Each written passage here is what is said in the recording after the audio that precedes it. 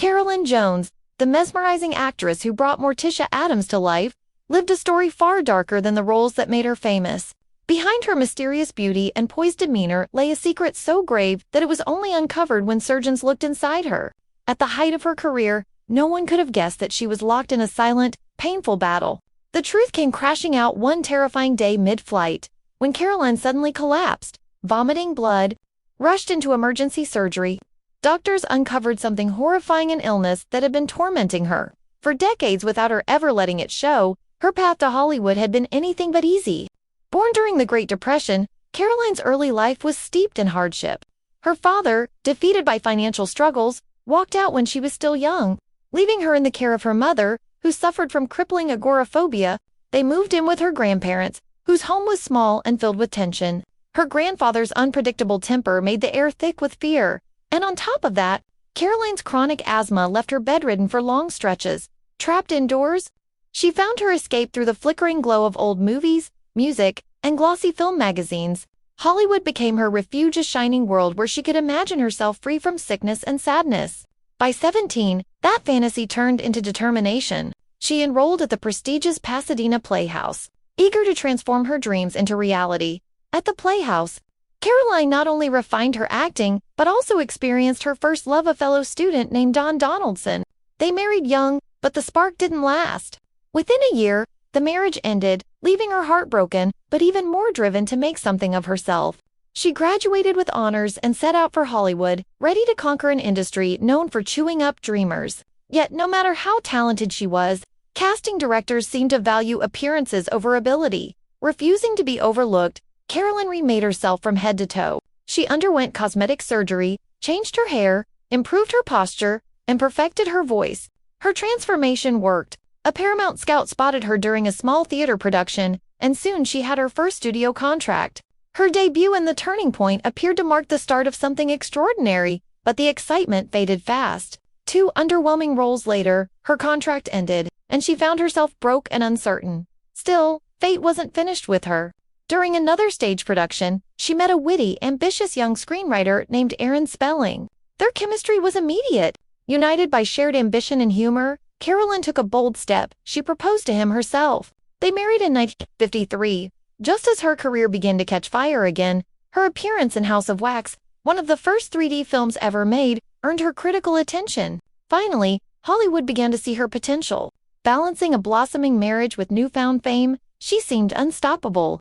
But Carolyn was fiercely independent. She refused to let domestic life define her. She openly declared that motherhood wasn't for her. Her career came first, then came what could have been her breakthrough of a lifetime, or chance to audition for From Here to Eternity. But on the eve of her big moment, tragedy struck. She was hospitalized with pneumonia, her fever soaring to 104 degrees. The role slipped away to Donna Reed, who later won an Oscar for it. Carolyn never forgot that bitter twist of fate. Her next success arrived with The Bachelor Party. Though she appeared on screen for only 8 minutes, her performance was electrifying and earned her an Academy Award nomination for Best Supporting Actress. She didn't take home the statue, but her talent was finally undeniable. Her next role, starring opposite Elvis Presley in King Creole, cemented her place among Hollywood's rising stars. Yet, fame proved fickle again. Her best performances often came in films that didn't perform well, and the industry's affection began to cool. By the early 1960s, Aaron Spelling's career was thriving, while Carolyn's was fading. The imbalance strained their marriage beyond repair. After more than 10 years together, they divorced in 1964. Though deeply hurt, Carolyn refused to let heartbreak define her. That same year, she was offered a role that would change her life forever: Morticia Addams. At first, she hesitated. Television wasn't the glamorous realm she had once dreamed of, but something about Morticia spoke to her. The character's mysterious charm, her sharp wit. It was as if the role had been waiting for Carolyn all along. When The Addams Family premiered in 1964, audiences were captivated. Viewers couldn't get enough of Morticia's chemistry with Gomez and the show's strange, macabre humor. Practically overnight, Carolyn became a television icon. But behind the scenes, she was struggling.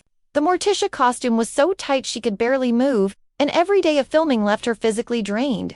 Still, she refused to complain. For 2 seasons, she gave everything she had to the role that would make her immortal. Then, as suddenly as it had begun, it ended. The show was canceled after 2 seasons, and Carolyn found herself typecast. her film offers dwindling.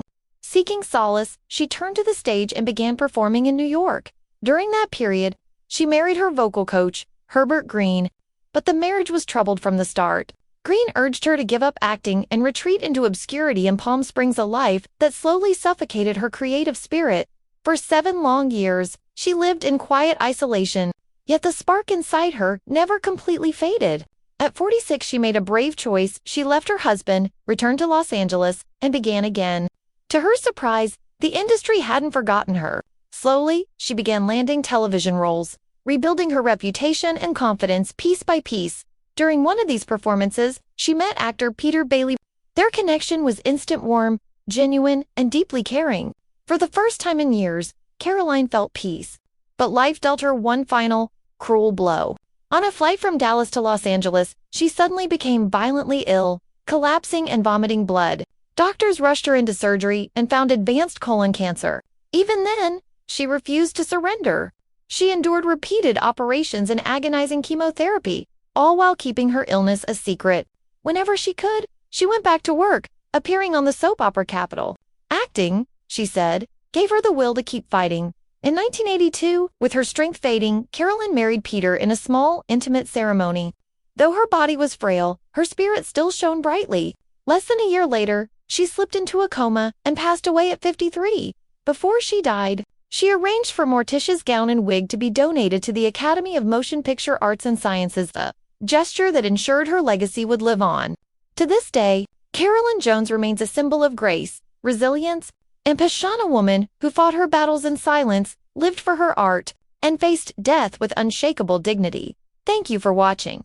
If you enjoyed this story and want to hear more hidden tales of Hollywood's golden stars, don't forget to like this video, share your thoughts in the comments, and subscribe for more stories just like this one.